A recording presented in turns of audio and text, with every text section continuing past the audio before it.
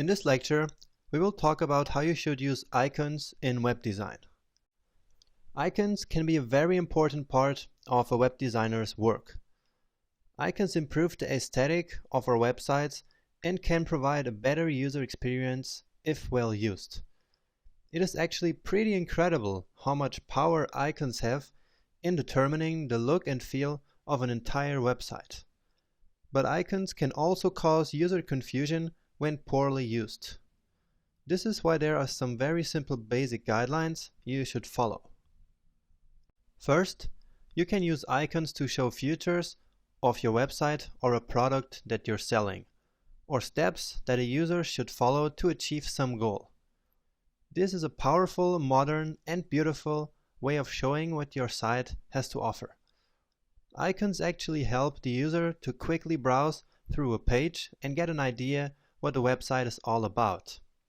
So I strongly recommend you to use icons in your design in these situations. And here you have some inspiration for how to use icons to show features of a website.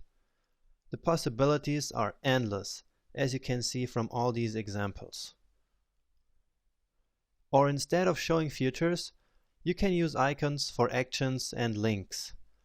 Popular websites like Facebook or YouTube do exactly this, and I'm sure you see this all the time.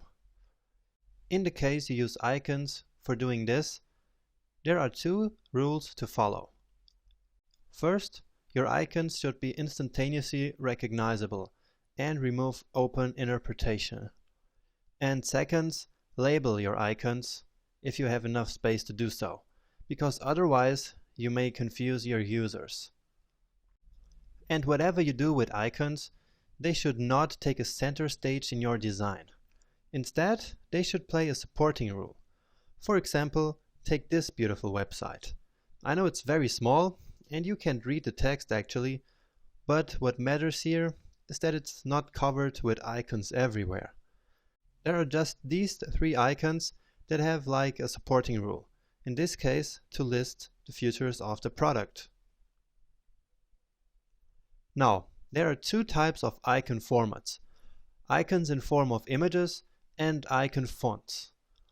Icon fonts use smooth vector images instead of common raster images to display icons on your website.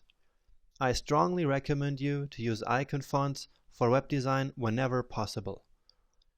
And that's because vectors scale endlessly up or down for any resolution.